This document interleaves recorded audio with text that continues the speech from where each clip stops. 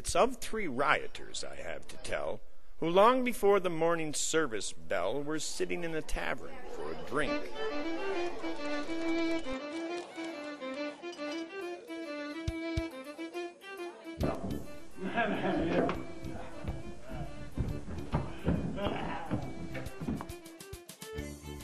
Whoa, where'd you get that?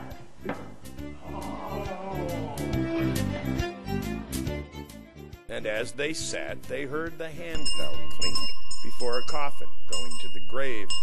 One of them called the little tavern knave and said, "Go and find out at once. Look, Spry, whose corpse is in that coffin passing by?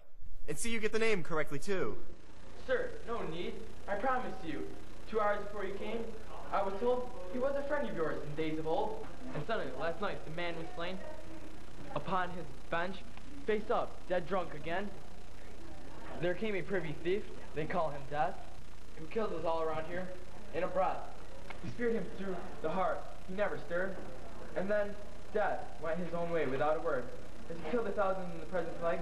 And sir, it doesn't do to be too vague. If you should meet with him, you best be wary. Be on your guard with such an adversary. Be primed to meet him everywhere you go. That's what my mother said. It's all I know. The publican joined in with, "By St. Mary, what the child says is right. You'd best beware. This very year, he killed in a large village, a mile away, man, woman, and serf at tillage. Page and the household, children all unaware. Yes, I imagine he lives around there. It's well to be prepared in these alarms. He might do you dishonor."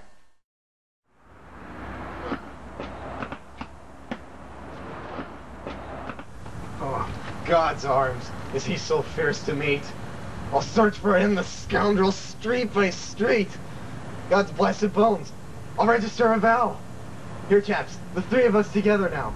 Hold out your hands like me, and we'll be brothers in this affair, and each defend the others. And we will kill the traitor Death, I say.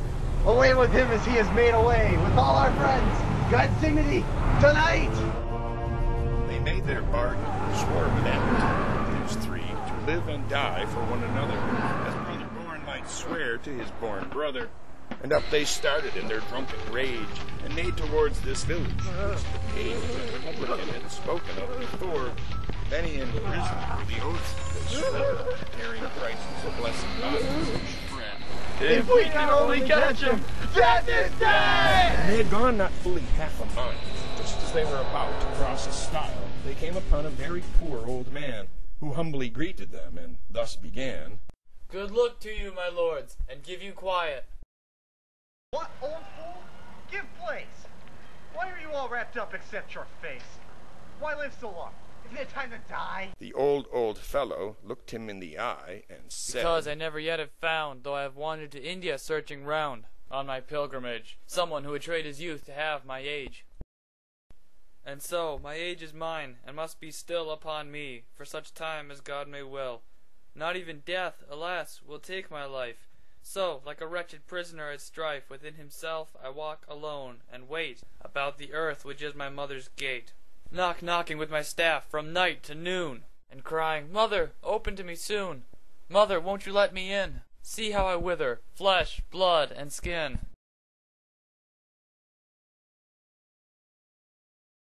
Mother, I would exchange, for that were best, the wardrobe in my chamber, standing proud so long, for yours, aye, for a funeral shroud to wrap me in.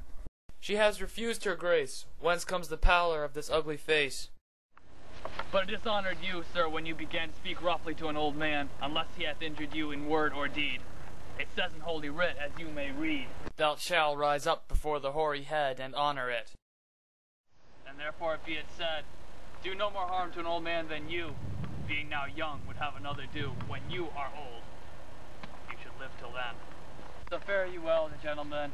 I must go where I have to go. Old wretch, you shan't do so. You don't get off so easy, you old con.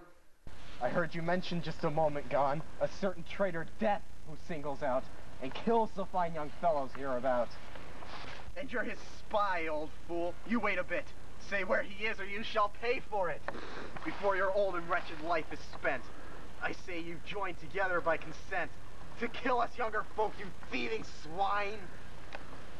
Well, sirs, if it be your design to find death, turn up this crooked way towards that grove. I left him there today, under a tree, and there you'll find him waiting. He isn't one to hide for all your prating. See that oak? He won't be far behind. May God protect you that redeemed mankind! Aye, and amend you! At once the three young rioters began to run and reached the tree. And there they found a pile of golden florins on the ground, new coin, 8 bushels of them, as they thought.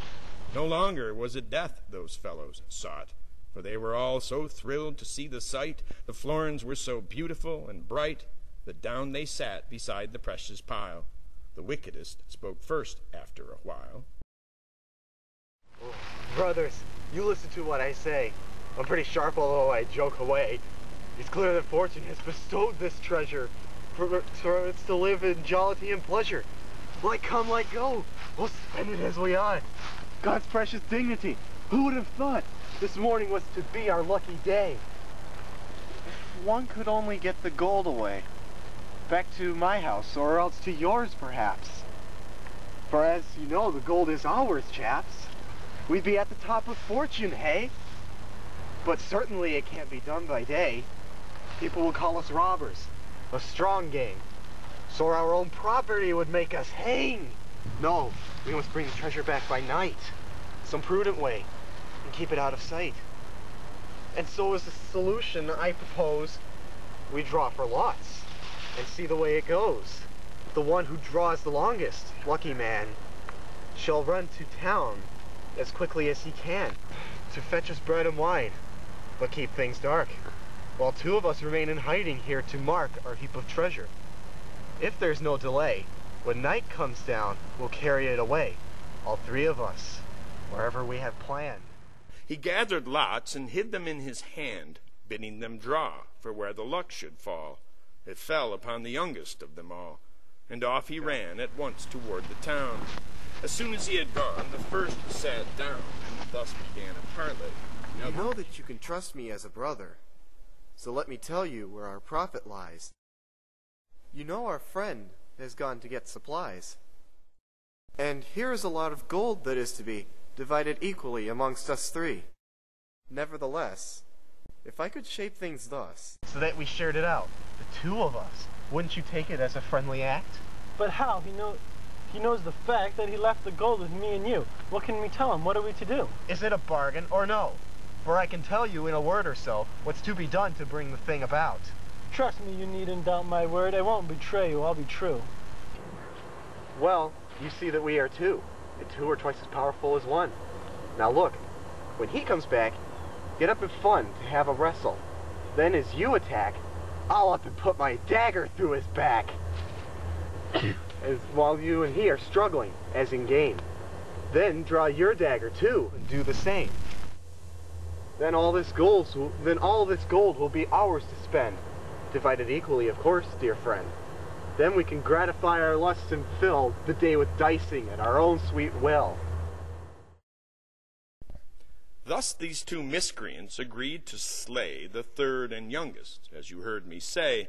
The youngest, as he ran towards the town, kept turning over, rolling up and down within his heart the beauty of those bright new florins, saying, Lord, you think I might have all this treasure to myself alone? Could there be anyone beneath the throne of God so happy as I then should be?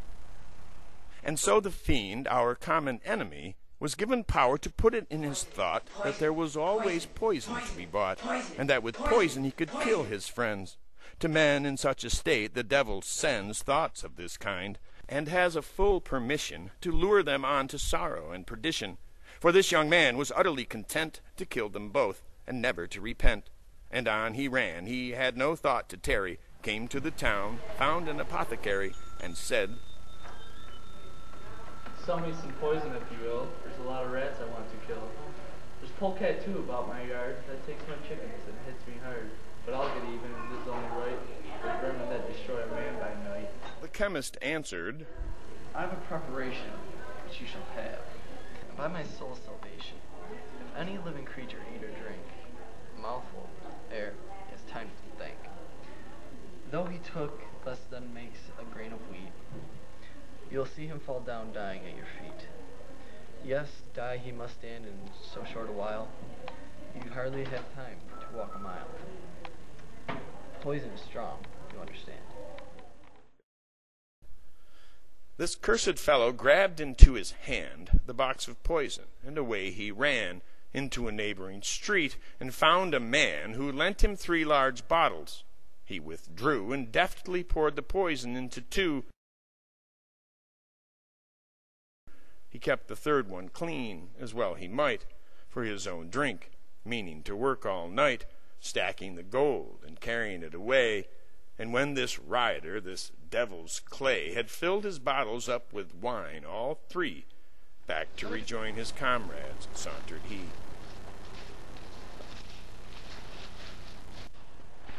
Why make a sermon of it? Why waste breath? Exactly in the way they'd planned his death, they fell on him and slew him 2 to 1.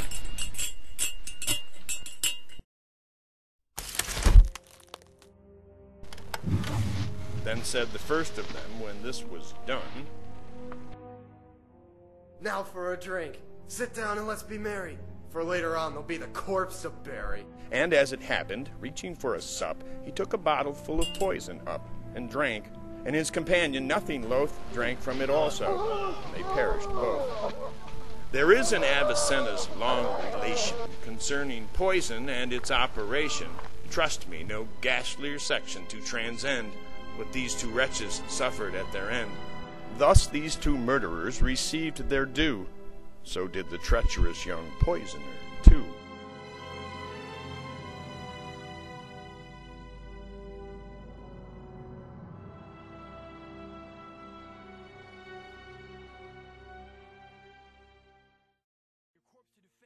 But let the story continue, the same as before, where these 3 hardcore men drink at the bar.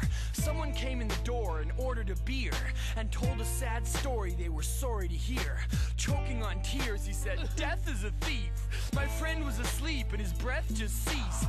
May he rest in peace and never be stressed. I guess people ever need to be ready to meet death." And disrespectfully, the 3 inebriated rioters proceeded to curse and debated the guy's words. "I've heard," stated the first, "enough about death. Every town is gripped in his clutches without rest. What is it about this foe that's so scary? Please, if an adversary bleeds or breathes the same air as me, I can bury it. See, fellas, what I'm telling you is death is a villain, and the rest is irrelevant. So let's go kill him." When he'd said his piece, the rest agreed, and the 3 friends hit the streets and went to seek their destiny and provoke a confrontation. In a drunken rage, hoping death would come and face them, their intoxication made them sure of their purpose and fed the infernal furnace of their courage, a kernel nourished by these 3 murderous wretches.